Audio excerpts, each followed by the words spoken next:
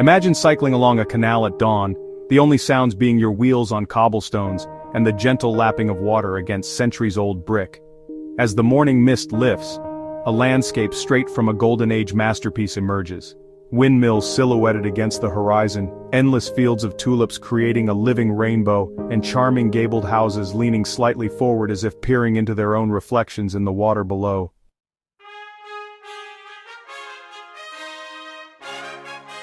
I'm Robert, and I'll be your guide through the Netherlands, a country that has literally created itself by reclaiming land from the sea.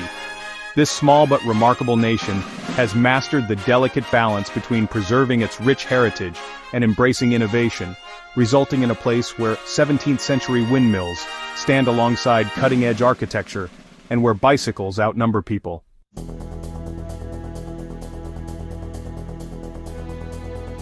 In this comprehensive guide, we'll explore Amsterdam's iconic canal ring, wander through the world's most spectacular flower gardens at Keukenhof, discover the futuristic architecture of Rotterdam, and glide through the car-free village of Giethoorn on silent electric boats. You'll learn how to navigate like a local using the country's exceptional public transportation system, where to find unique accommodations from boutique canal houses to actual houseboats, and how to sample Dutch culinary specialties from stroopwafels to herring.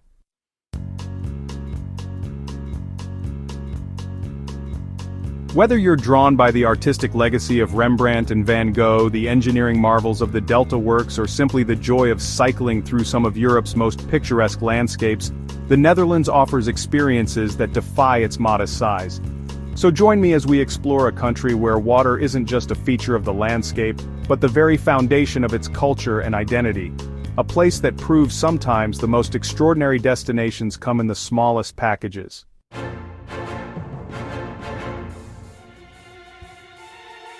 Our journey begins in Amsterdam, the Netherlands' vibrant capital where Golden Age grandeur meets progressive modern attitudes. Built around a network of concentric canals that earned UNESCO World Heritage status, this compact city packs an extraordinary amount of history, culture, and character into its narrow streets and waterways.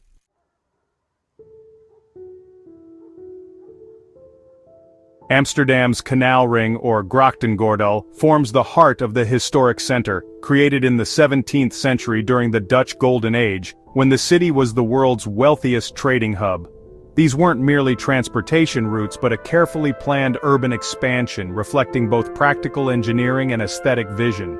Today, more than 1,500 bridges span these waterways while nearly 3,000 houseboats create floating neighborhoods along their edges. The most prestigious canals, Herengracht, Keizersgracht, and Prinsengracht, showcase the elegant merchant houses that wealthy traders built as both homes and status symbols. Notice their distinctive gabled facades, many featuring hooks at the top for hoisting furniture and goods to upper floors via the narrow staircases inside.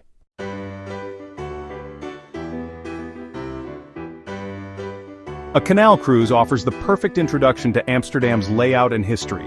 While tourist boats ply the main waterways, consider smaller open-air vessels that can navigate the narrower canals for a more intimate experience.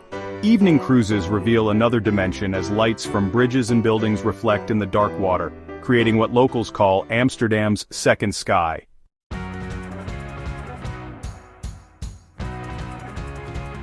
Beyond the canals, Amsterdam's compact center rewards exploration on foot. The Dam Square marks the city's historic core, dominated by the Royal Palace originally built as the Town Hall in 1655. Nearby, the Red Light District, or De Wallen, represents Amsterdam's famous pragmatic approach to regulation, though the area is increasingly diversifying with boutiques and cafes. For a deeper understanding of the city's Jewish heritage, visit the Jewish Cultural Quarter, including the moving Anne Frank house where the young diarist and her family hid during Nazi occupation.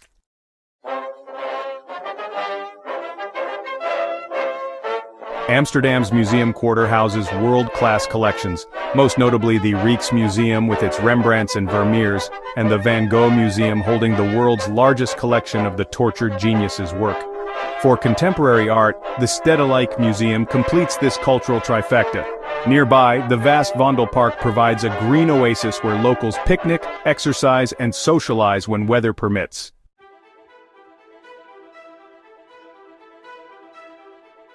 Speaking of weather, Amsterdam's maritime climate means rain is always a possibility, so carry a light waterproof layer even on sunny days. The city's famous bike culture continues regardless of weather. Over 60% of inner-city trips happen on two wheels.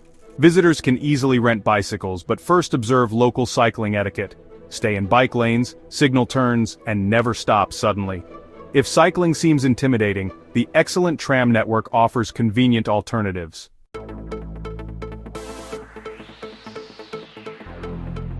Amsterdam's food scene has evolved far beyond traditional Dutch fare, though you should still try local specialties like bitterball and fried meat croquettes, with mustard at traditional brown cafes. These cozy pubs have served as neighborhood living rooms for centuries. For a quick lunch, visit a Febo automat where hot snacks appear behind small glass doors, a uniquely Dutch fast food experience. The city's colonial history brings Indonesian influence, particularly in rijsttafel or rijsttafel, a feast of multiple small dishes served with rice.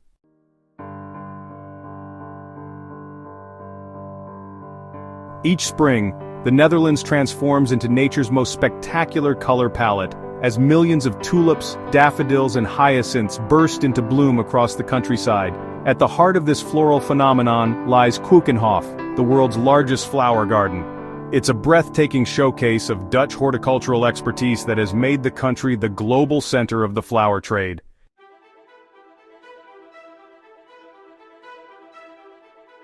Located in Lees, just 40 minutes from Amsterdam, Keukenhof opens for only 8 weeks annually, from mid-March to mid-May, coinciding with the spring flowering season. During this brief window, over 1 million visitors from around the world come to witness more than 7 million bulbs bloom across 79 acres of meticulously designed gardens.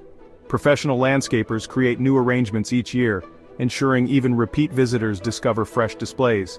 While tulips receive the most attention, the gardens showcase over 800 varieties of spring flowers, from tiny grape hyacinths creating rivers of blue to massive Darwin hybrid tulips standing tall on sturdy stems.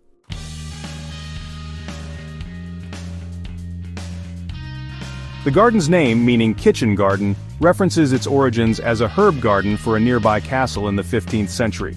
Today, Keukenhof serves as both a public attraction and a vital showcase for the Dutch flower industry, with nearly 100 suppliers exhibiting their latest varieties.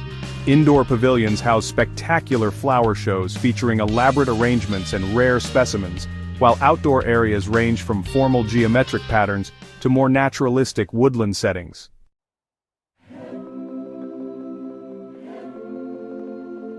For the full Dutch flower experience, venture beyond Keukenhof to the surrounding bulb fields where commercial growers cultivate vast strips of single-color tulips stretching to the horizon.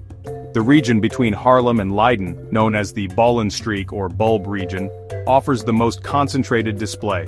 Cycling routes wind through these fields on dedicated paths, allowing close-up views without damaging the precious crops. For a different perspective, consider a boat tour through the waterways that separate the fields, or climb the observation tower at Keukenhof for a panoramic view of the striped landscape.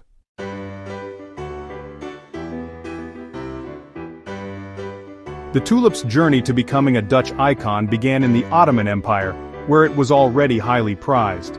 When brought to the Netherlands in the 16th century, it sparked tulip mania, perhaps the world's first speculative investment bubble, with single bulbs sometimes trading for the price of a canal house before the market collapsed in 1637. Today, the Netherlands produces roughly 4.3 billion tulip bulbs annually, exporting around 60% and making flowers the country's third largest agricultural export.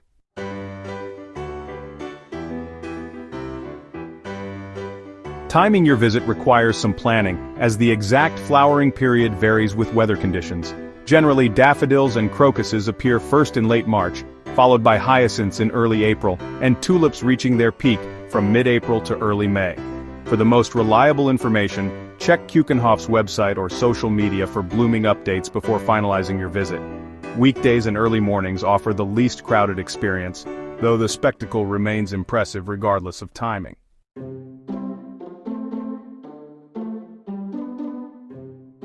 Beyond flowers, Keukenhof offers insights into other Dutch traditions, with demonstrations of flower arranging, a working windmill you can climb for views, and even a small display of traditional wooden shoes. For families, a petting zoo and scavenger hunt keep younger visitors engaged, while photography enthusiasts will find endless compositions combining color, texture, and light.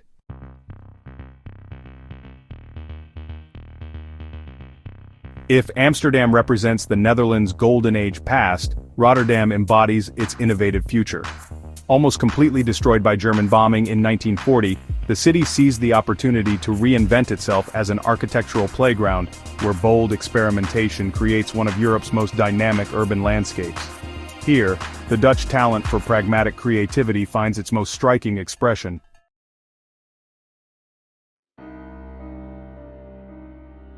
Rotterdam's skyline, unusual in the generally low-rise Netherlands, announces its difference immediately. The soaring Erasmus Bridge, nicknamed the Swan for its elegant asymmetrical design, has become the city's signature landmark since its completion in 1996. This graceful structure spans the Nieuwe Maas River, connecting the city center with the developing Kop van Zuid district, a former dockland transformed into a vibrant mixed-use area. Nearby, De Rotterdam, a vertical city designed by renowned architect Rem Koolhaas, stacks 3 interconnected towers to create the Netherlands' largest building, housing offices, apartments, and a hotel in one massive structure.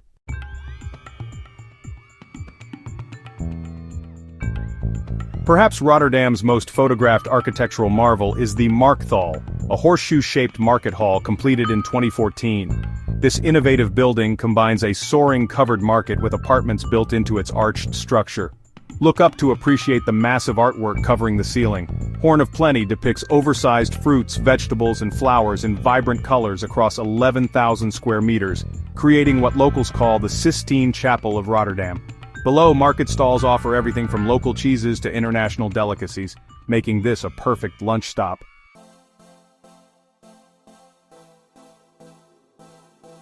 Nearby, the iconic cube houses, Kubuswoningen, designed by Piet Bloem in the 1970s, remain as striking today as when first built. These yellow cubic dwellings, tilted at 45-degree angles and perched atop hexagonal pylons, were Bloem's solution to creating housing above a pedestrian zone. Each house represents a tree, with the collection forming an abstract forest. One cube functions as a museum, allowing visitors to experience this unique living space where no wall stands at a right angle.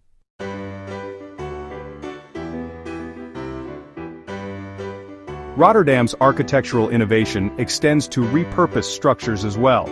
The former Van Nel factory, now a UNESCO World Heritage Site, represents a masterpiece of industrial modernism from the 1920s with its glass and steel construction.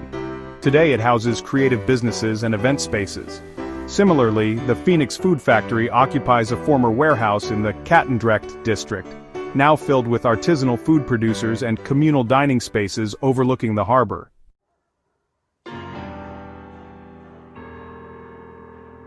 As Europe's largest port for decades, Rotterdam maintains its maritime identity, despite most shipping operations moving downstream to larger facilities.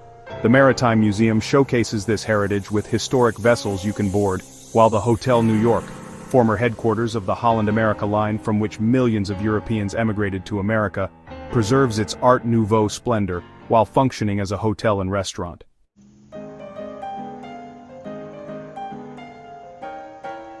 For the best overview of Rotterdam's architectural landscape, ascend the Euromast Observation Tower.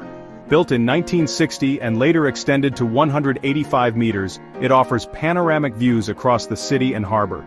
Thrill seekers can even abseil down the tower's exterior with proper supervision.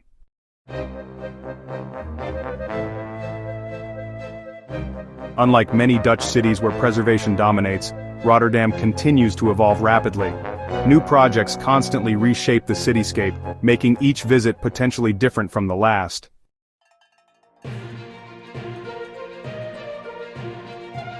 This forward-looking attitude extends to Rotterdam's cultural scene, with cutting-edge museums like the Kunsthal hosting provocative exhibitions, and a vibrant street art culture transforming ordinary surfaces into extraordinary canvases.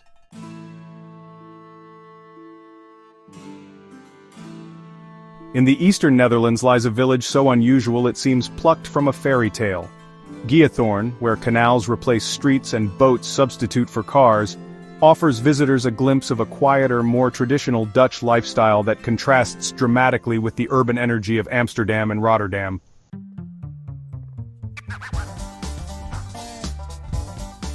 Founded around 1230 by a group of fugitives, Giethoorn developed its distinctive character through peat harvesting. As locals extracted peat for fuel, they created small lakes and channels, eventually establishing a transportation network entirely by water. Today, this village of just 2,600 residents welcomes over 800,000 visitors annually, all coming to experience its unique car-free environment where the loudest sound might be ducks quacking or the gentle splash of a paddle.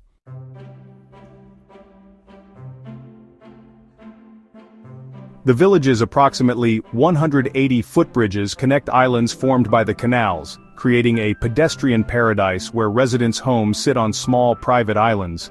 Most houses date from the 18th and 19th centuries, featuring characteristic thatched roofs that require replacement every 30 years. A significant investment that preserves the village's distinctive appearance. Many homes have been in the same families for generations, with boats moored outside serving as the equivalent of a family car.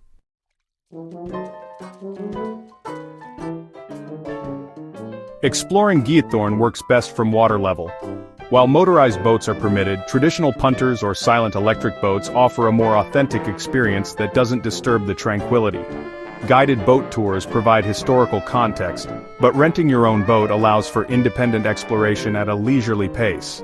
Novice boaters need not worry. The canals have minimal current, and the boats move slowly enough that even minor collisions cause no damage beyond wounded pride.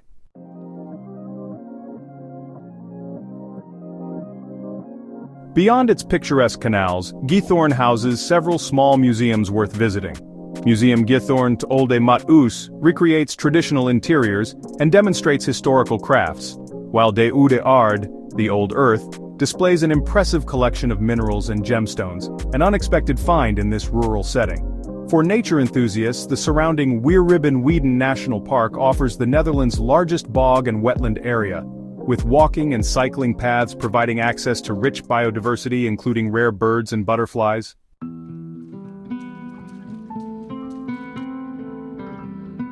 While many visitors experience Giethoorn as a day trip from Amsterdam, about 2 hours each way, staying overnight reveals the village's true magic.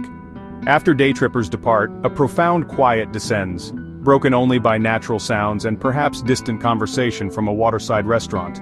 Several canal-side homes now function as B&Bs, offering the chance to wake up to misty morning views across the water.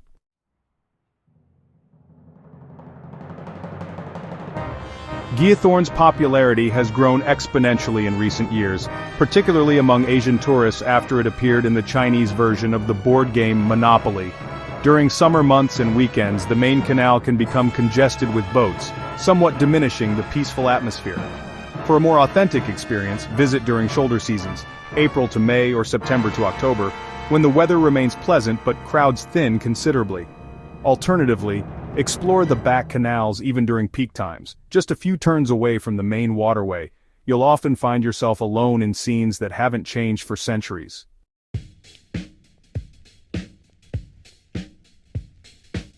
Beyond the cities and tourist centers lies the quintessential Dutch landscape, a masterpiece of human engineering where land has been reclaimed from the sea through centuries of determination and innovation. This flat, open countryside, much of it below sea level, reveals how the Netherlands earned its name, the Low Countries.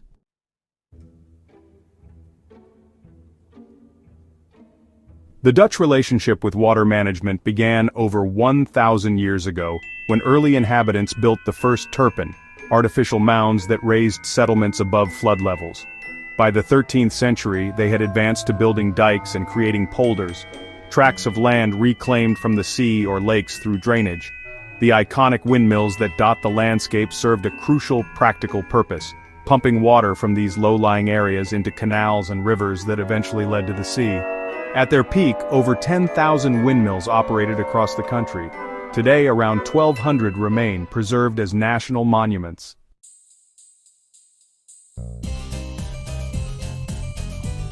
For the most concentrated collection of historic windmills, visit Kinderdijk, a UNESCO World Heritage Site near Rotterdam where 19 windmills from the 1700s stand in formation along a canal.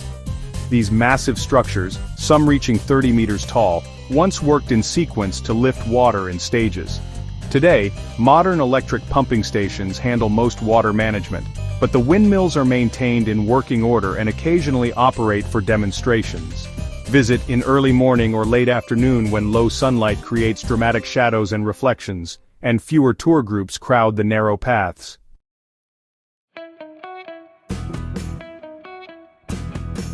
Further north, the Zonsachans Open-Air Museum near Amsterdam recreates a 17th century working community with relocated historic windmills, traditional wooden houses, and artisan workshops. Here, you can enter functioning windmills to understand their mechanics, watch demonstrations of traditional crafts like wooden shoe carving and cheesemaking, and sample Dutch specialties in period settings. While undeniably touristy, the site offers valuable insights into historical Dutch life and industry.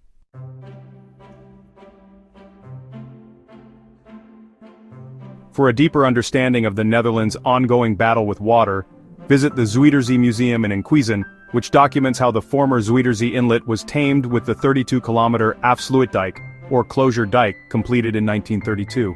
This massive project transformed the saltwater inlet into the freshwater IJsselmeer Lake and created thousands of hectares of new farmland. The museum combines indoor exhibits explaining the engineering with an outdoor section featuring relocated historic buildings from around the former Zuiderzee.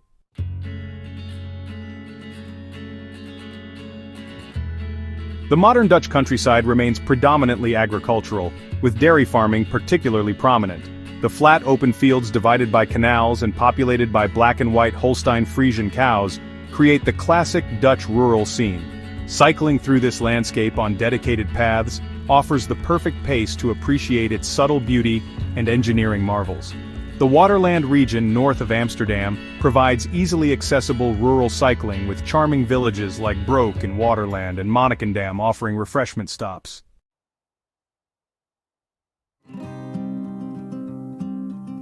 Throughout the countryside, you'll notice how the Dutch maximize their limited space through meticulous organization. Gardens are precisely maintained, farms operate with remarkable efficiency, and even nature reserves are carefully managed. This cultural tendency toward order and pragmatism, born from centuries of cooperative water management where survival depended on community effort, remains evident in everything from the geometric precision of tulip fields to the immaculate village centers.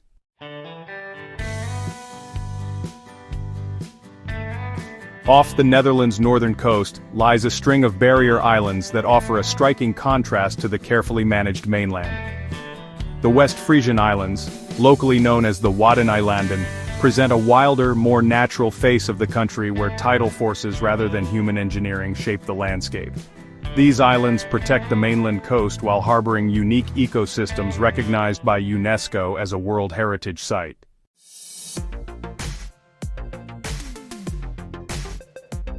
The archipelago consists of 5 main Dutch islands: Texel, Vlieland, Terschelling, Ameland, Schiermonnikoog, each with its own distinct character. What unites them is their remarkable natural beauty: expansive beaches, rolling dune landscapes, salt marshes teeming with birdlife and forests planted over centuries to stabilize the shifting sands. Here, the elements dominate, with strong winds, dramatic tidal changes, and the constant sound of the North Sea creating an environment that feels far removed from the densely populated mainland just a few kilometers away.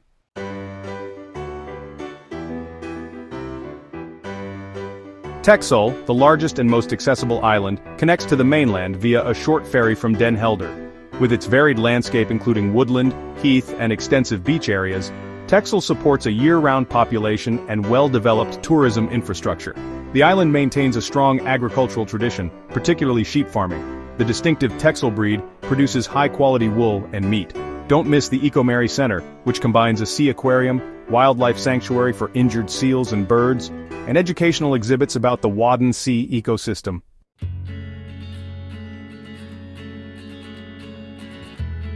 Moving northeast, Vlieland and Terschelling offer progressively more remote experiences. Vlieland prohibits private cars entirely, creating a peaceful environment where bicycles and feet provide the main transportation. The island's single village, East Vlieland, features charming red-roofed houses and narrow streets leading to expansive beaches. Terschelling, slightly larger, balances tourism with natural preservation, its 30-kilometer beach providing ample space for solitude even in summer. During June, the island hosts Errol, an internationally renowned festival where the entire island becomes a stage for theatrical and musical performances in natural settings.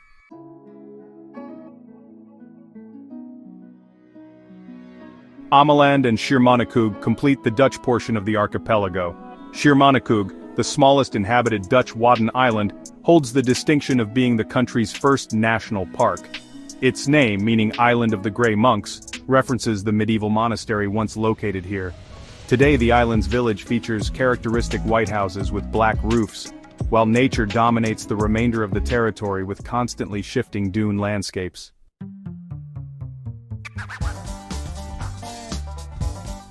The Wadden Sea itself deserves special attention as one of the world's largest intertidal zones. When the tide recedes, vast mudflats emerge, creating feeding grounds for millions of migratory birds that stop here during their journeys between Arctic breeding grounds and African wintering areas. Guided wadlopen or mudwalking tours allow visitors to cross between certain islands or from mainland to island at low tide, though only with experienced guides who understand the dangerous speed with which tides return.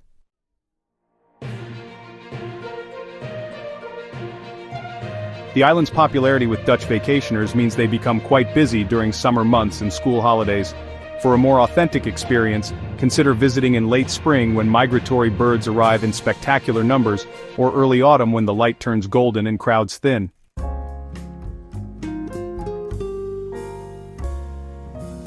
Winter brings its own stark beauty with powerful storms, dramatic skies, and the islands at their most wild. Though many accommodations and restaurants close during this quieter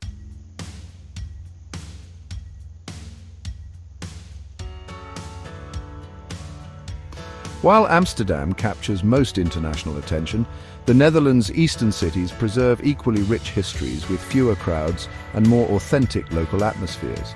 Among these, Utrecht stands as a university city whose medieval centre and unique canal system offer a more intimate alternative to the capital, while cities like Arnhem, Nijmegen and Groningen each contribute distinctive chapters to the Dutch story.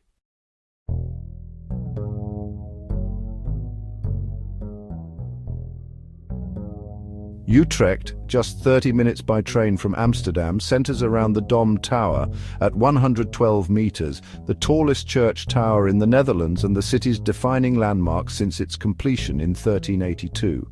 Climb its 465 steps for panoramic views across the region.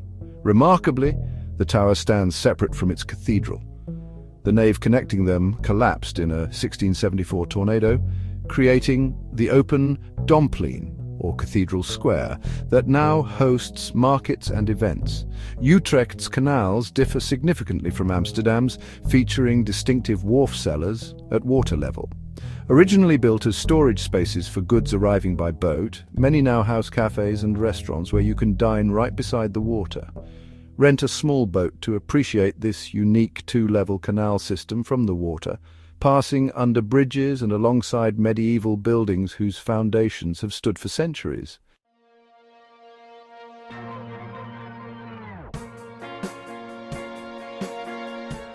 The Centraal Museum houses Utrecht's art collections, including works by local masters like the 17th century Caravaggisti or followers of Caravaggio, and designs by Utrecht-born Gerrit Rietveld, a leading figure in the De Stijl movement. His Rietveld Schroeder house on the city's outskirts represents a masterpiece of early modern architecture and holds UNESCO World Heritage status for its revolutionary open-plan design and primary color scheme.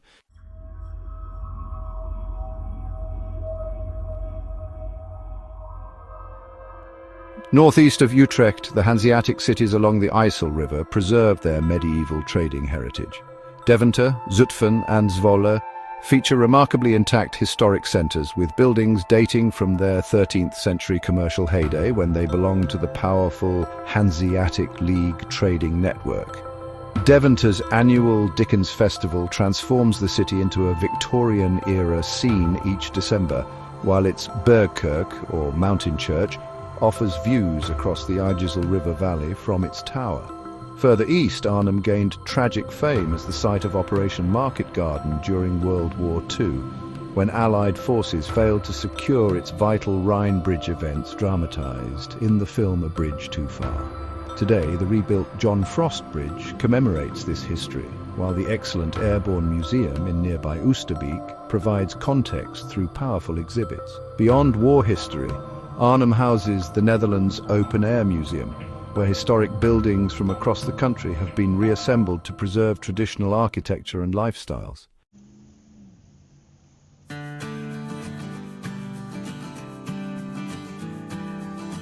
In the far northeast, Groningen centers around its university, the country's second oldest, creating a youthful atmosphere despite the city's ancient roots.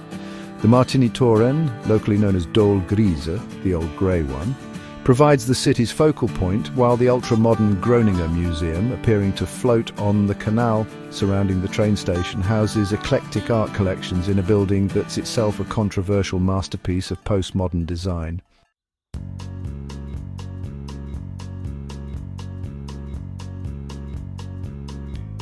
These eastern cities generally receive fewer international tourists than their western counterparts, resulting in more authentic experiences and lower prices.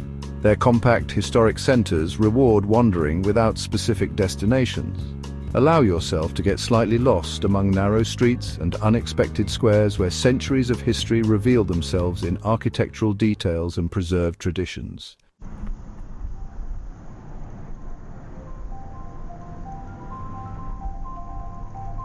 Visual prompt. Begin with aerial footage of Utrecht showing the Dom Tower standing separate from its cathedral with the square between them. Include tracking shots along Utrecht's unique two-level canal system, showing the relationship between street level and the lower wharf, cellars with their cafes and restaurants. Feature time-lapse of university students cycling through historic squares, bringing youthful energy to medieval settings. Show architectural details of preserved Hanseatic-like buildings in eastern cities with their distinctive stepped gables and trading symbols. Include scenes from the Groningen Museum with its controversial modern design contrasting with the historic city. Feature the John Frost Bridge in Arnhem with both its current appearance and historical footage of Operation Market Garden. Show the Netherlands Open Air Museum with its collection of windmills, farmhouses and traditional crafts demonstrations. Include scenes of local markets in smaller eastern cities, emphasizing the authentic, less touristy atmosphere. End with evening footage of Utrecht's canals illuminated with subtle lighting, creating reflections in the water as locals enjoy dinner and drinks at canal-side establishments.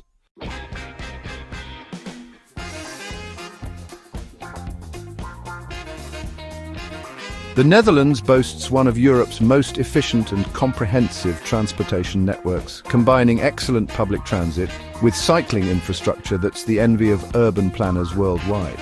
Understanding these options helps you travel like a local, while experiencing the Dutch commitment to sustainable mobility firsthand. The national rail network forms the backbone of long-distance travel, with frequent connections between cities and towns.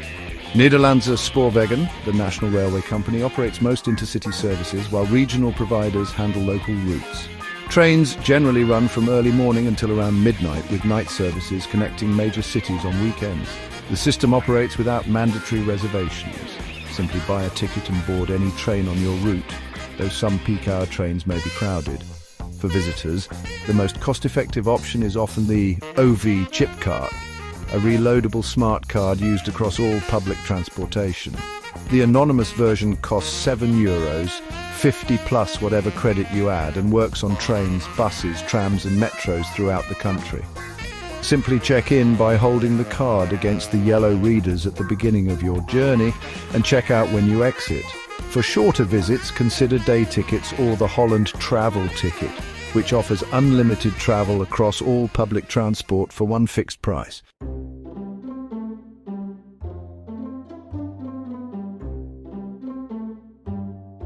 Within cities, integrated networks of trams, buses, and in Amsterdam and Rotterdam metro lines provide comprehensive coverage. Most urban areas also offer park and ride facilities at their peripheries where you can leave your car and continue by public transport. A practical solution given the scarcity and expense of city centre parking. No discussion of Dutch transportation would be complete without addressing the bicycle. which functions as a primary rather than recreational vehicle for many Dutch people. The country contains over 35,000 kilometers of dedicated cycling paths, often separated from car traffic and with their own traffic signals. In cities, dedicated bicycle parking garages near train stations can hold thousands of bikes, while rural areas feature extensive recreational cycling networks marked with numbered junction points for easy navigation. Visitors can easily rent bicycles from shops near train stations and tourist areas, typically for around 10 to 15 euros per day with discounts for longer periods. Most rental bikes come equipped with locks, lights and luggage carriers. For those uncomfortable with cycling in busy urban areas, guided bike tours offer a supported introduction to two-wheeled transportation. Electric bikes have also gained popularity, making longer distances and headwinds more manageable, especially for less experienced cyclists.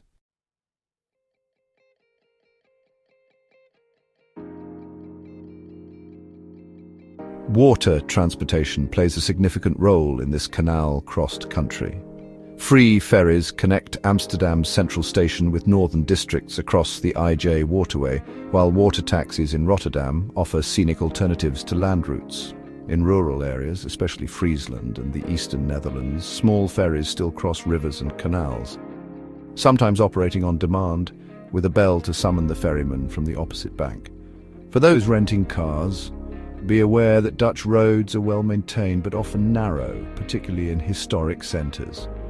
Parking proves expensive in cities, with Amsterdam charging up to €7.50 per hour in central areas.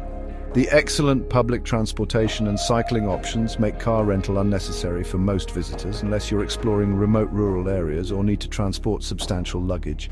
A final transportation tip: the NS app provides real-time information on train schedules and platform changes, while 9292.nl or its app offers comprehensive journey planning across all forms of public transportation. Both support English and prove invaluable for navigating the occasional service disruptions that affect even this highly efficient system.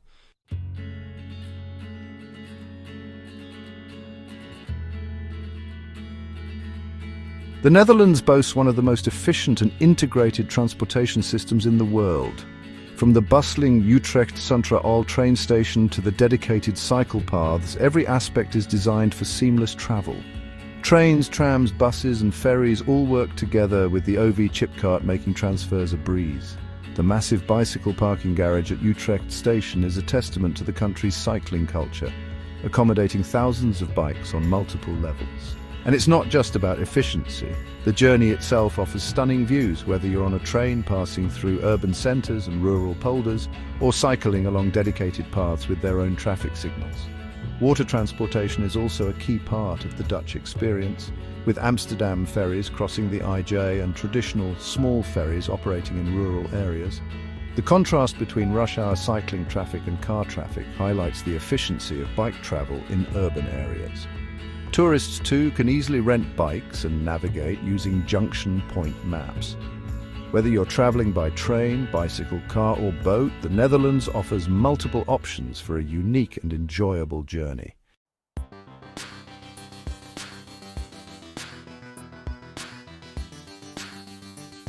The Netherlands offers distinctive accommodation options that go beyond standard hotels, allowing visitors to experience Dutch design, history and relationship with water firsthand. From historic canal houses to floating hotels, these unique lodgings often become highlights of the Dutch travel experience. In Amsterdam and other canal cities, historic canal houses converted to hotels provide the opportunity to stay in buildings dating from the 17th and 18th centuries. These narrow, deep structures typically feature steep staircases, original beams and period details combined with modern amenities. The Ambassade Hotel in Amsterdam, for instance, occupies 10 connected canal houses, each room uniquely configured to work within the historic structures. These properties often command premium prices but deliver unmatched atmosphere and prime locations along scenic waterways. For a truly Dutch experience, consider staying on a houseboat, particularly in Amsterdam, where approximately 2,500 houseboats line the canals. Many owners rent their floating homes to visitors. These range from traditional barges with rustic interiors to ultra-modern floating apartments with panoramic windows. The gentle rocking motion and the sound of water lapping against the hull create a soothing atmosphere, while ducks and swans might visit your window each morning. Websites like bookahouseboat.com specialize in this distinctive accommodation category.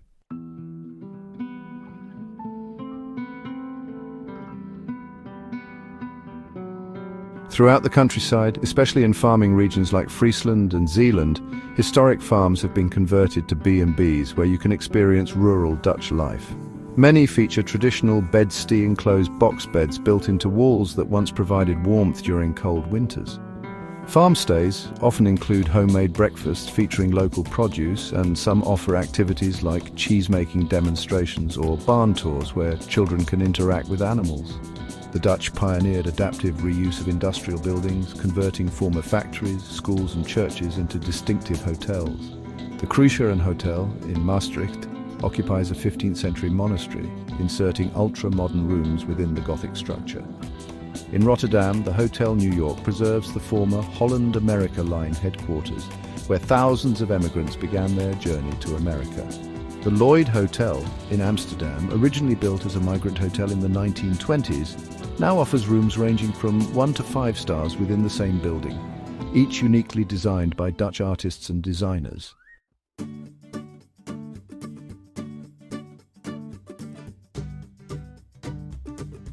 For budget travelers, the Netherlands offers excellent hostels through the Stay OK network, which is affiliated with Hosteling International as well as independent operators.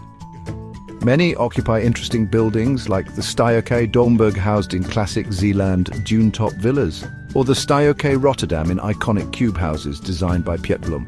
These provide dormitory and private rooms at reasonable rates, often with communal kitchens and social spaces ideal for meeting fellow travelers.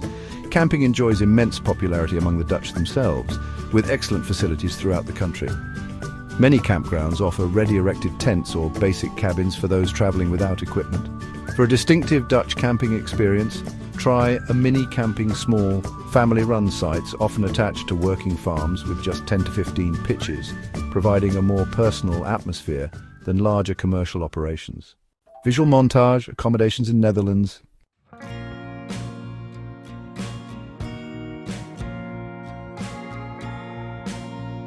Dutch cuisine rarely receives the international acclaim of its French or Italian neighbours, but the Netherlands offers distinctive culinary experiences that reflect its trading history, agricultural abundance and pragmatic approach to food. Beyond the familiar cheese and stroopwafels lies a food culture worth exploring, from traditional comfort dishes to innovative contemporary cooking. Dairy products form the foundation of Dutch food culture, with cheese production dating back over 1,600 years. While Gouda and Edam have become internationally recognized, the Netherlands produces dozens of cheese varieties with regional characteristics. Visit cheese markets in Alkmaar, Gouda or Edam, where, during summer months, costume cheese porters continue the centuries-old tradition of carrying stacked wheels on wooden stretchers. For the freshest experience, seek out farmhouse cheeses, known as boerenkaas, made from unpasteurized milk, offering more complex flavors than factory-produced versions. The Dutch relationship with herring deserves special mention. Holland's Nieuwe young herring caught between May and July creates a national celebration when the first catch arrives. Traditionally eaten raw after cleaning and brining, the fish is held by its tail, dipped in chopped onions and lowered into the mouth.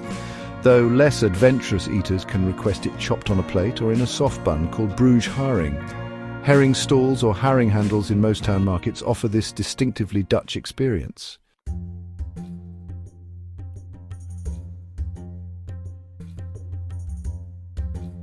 Traditional Dutch cooking emphasizes straightforward preparation of quality ingredients rather than complex techniques.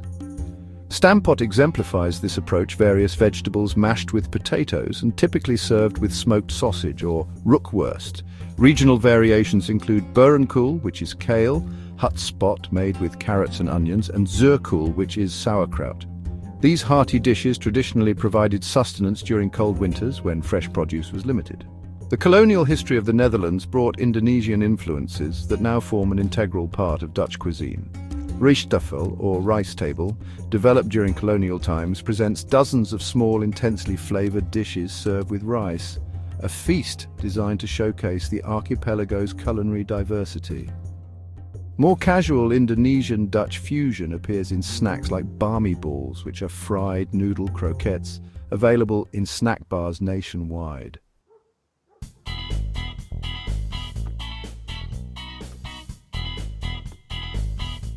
Street food thrives in the Netherlands, centered around the automat concept pioneered by Fibo, where hot snacks wait behind small glass doors opened with coins.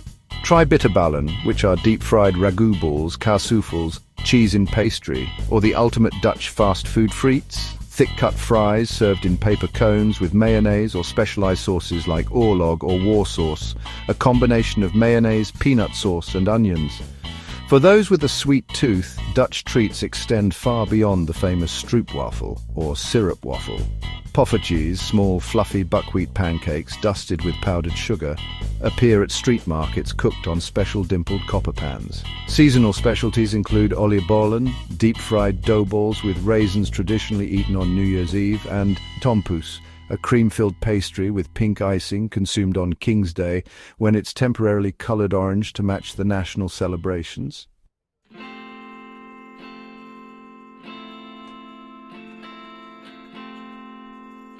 Contemporary Dutch cuisine has evolved significantly, particularly in larger cities where innovative chefs combine local ingredients with international techniques. Amsterdam alone boasts over 20 Michelin-starred restaurants, while even smaller cities offer sophisticated dining experiences, often highlighting local seasonal produce. The farm-to-table movement finds natural expression in a country where much produce grows within a few kilometers of major urban centers.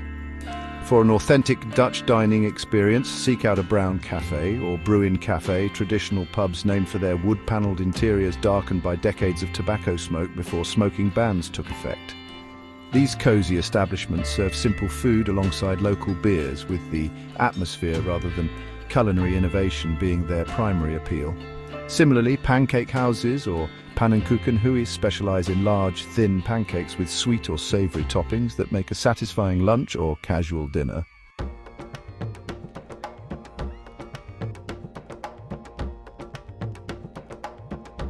Here we see the heart of Dutch culinary tradition, from the bustling cheese markets where porters in traditional attire carry hefty wheels of cheese, to the simple yet hearty dishes like stampot. The Dutch love their herring, often enjoyed in the classic way, held by the tail and lowered into the mouth. The Indonesian-influenced rijsttafel, with its myriad of small dishes, showcases the rich diversity of flavors. Street food too holds a special place. With Febo automats, frites stands offering an array of sauces, and market stalls cooking up poffertjes. The juxtaposition of traditional brown cafes and modern restaurants highlights the evolution of Dutch cuisine. Seasonal treats like oliebollen at winter markets add to the festive spirit, and of course the communal aspect of Dutch dining is evident in scenes of families sharing pancakes and friends, savouring bitterballen with beer.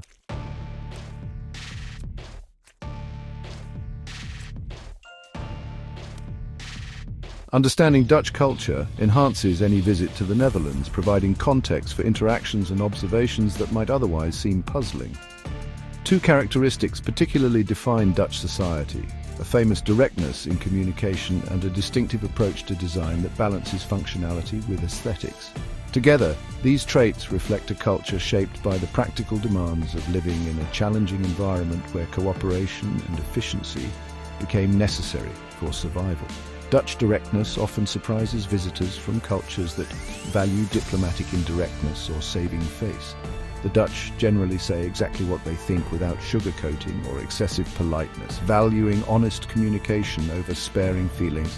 This directness extends to all aspects of life, from business meetings where counter-arguments are presented bluntly to social situations where personal questions about income or relationship status might arise within minutes of meeting someone. Rather than rudeness, this represents a cultural value of transparency and efficiency. Why waste time with unnecessary social niceties? This communication style pairs with a strong egalitarian streak. The Dutch saying "doe normaal," act normal, encapsulates the cultural aversion to pretentiousness or showing off wealth. Even the royal family regularly cycles in public and sends their children to ordinary schools. This egalitarianism appears in the workplace through remarkably flat organizational structures where even junior employees feel comfortable challenging their managers' ideas. Something visitors from more hierarchical cultures might find shocking.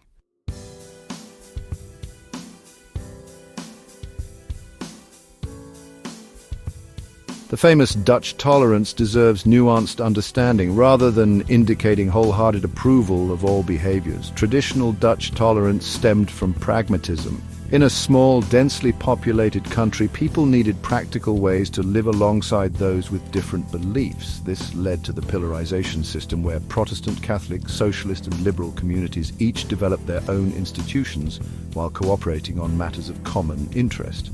While formal pillarization has declined, its legacy remains in the Dutch approach to social issues. Pragmatic solutions rather than moral absolutism. This pragmatism extends to the distinctive Dutch approach to design, where functionality never sacrifices aesthetics. From the Golden Age canal houses with their hoisting beams disguised as decorative elements to contemporary architecture that solves practical problems with visual flair, Dutch design consistently balances utility and beauty. The De Stijl movement epitomized this approach, with Gerrit Rietveld's red and blue chair functioning both as practical furniture and artistic statement. Today, Dutch design studios like Droog continue this tradition, creating objects that solve everyday problems while providing visual delight.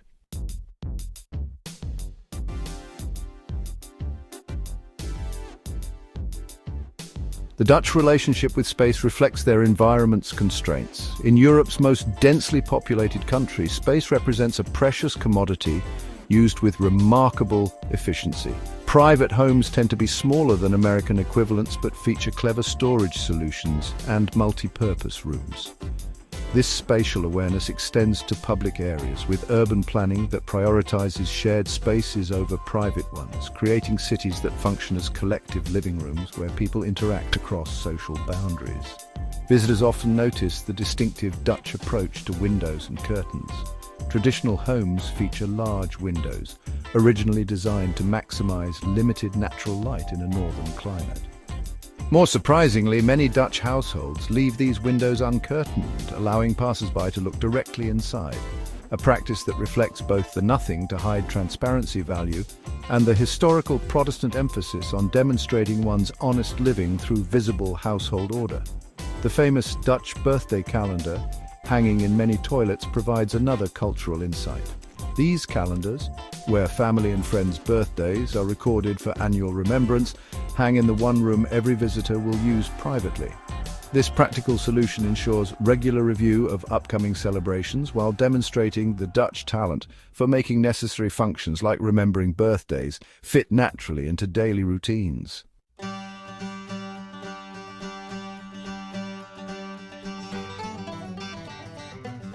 The Dutch culture is characterized by directness and egalitarianism.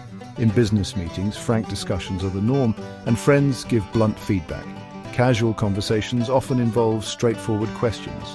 The Dutch royal family can be seen cycling, and executives frequently take public transportation. In workplaces, flat hierarchies allow junior staff to comfortably challenge senior management. Dutch design spans eras, from Golden Age canal houses with practical yet decorative elements, to mid-century Rietveld furniture inspired by De Stijl principles, and contemporary design objects that blend functionality with aesthetic appeal. Dutch homes make efficient use of space with clever storage solutions and multi-purpose rooms. Typical Dutch windows often lack curtains, offering views into private spaces, and birthday calendars can be found hanging in toilets.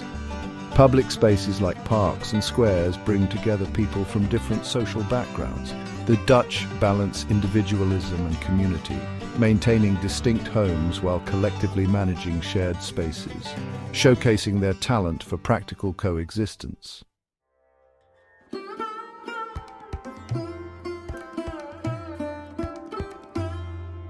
The Netherlands offers distinctive experiences throughout the year, with each season highlighting different aspects of Dutch culture and landscape. Understanding these seasonal patterns helps you plan a visit that aligns with your interests, whether that's witnessing the famous tulip bloom, experiencing summer festivals, or enjoying winter traditions that transform cities into atmospheric wonderlands. Spring, from March to May, brings the Netherlands' most famous natural spectacle as millions of tulips, daffodils and hyacinths transform the landscape into living colour palettes. The optimal flower viewing window typically runs from mid-April to early May, though exact timing varies with weather conditions. Beyond Keukenhof gardens, the commercial growing fields around Lisse offer equally impressive displays without entrance fees, best explored by bicycle on dedicated paths between the fields. Spring also brings King's Day on April 27th, when the entire country transforms into a giant orange-themed celebration of the monarch's birthday, with Amsterdam hosting the largest street party and open-air markets. Summer, from June to August, offers the most reliable weather, with temperatures typically ranging from 20 to 25 degrees Celsius, warm enough for outdoor activities but rarely uncomfortably hot. This peak tourist season brings the fullest calendar of events, from major music festivals like Pinkpop and Lowlands to cultural celebrations in every town and village. The long daylight hours, with sunset around 10 p.m. in June, maximize sightseeing time, while outdoor terraces at cafes and restaurants create vibrant street life. Summer also provides the best conditions for water activities, from sailing on the Frisian lakes to swimming at coastal beaches like Scheveningen near The Hague.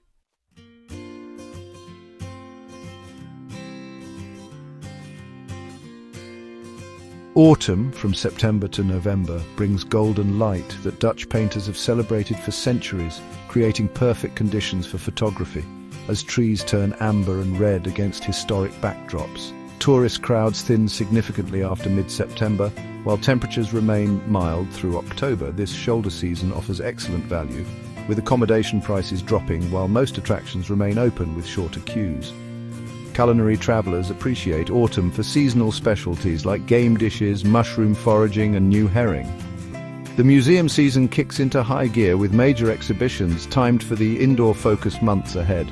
Winter, from December to February, transforms the Netherlands into a different world, especially when rare, heavy snowfalls turn historic centres into scenes from Golden Age paintings. While daylight hours shorten considerably, with darkness falling by 4:30 p.m. in December, the Dutch compensate with abundant lighting that creates cosy atmospheres in cafes and restaurants. Christmas markets appear in most cities, though with less prominence than in neighbouring Germany.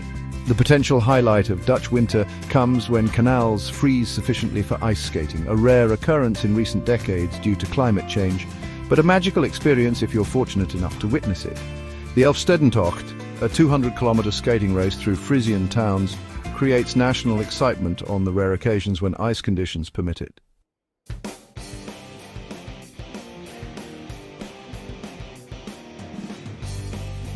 The seasons in the Netherlands offer a rich tapestry of experiences. In spring, tulip fields burst into vibrant colours and patterns created by millions of flowers.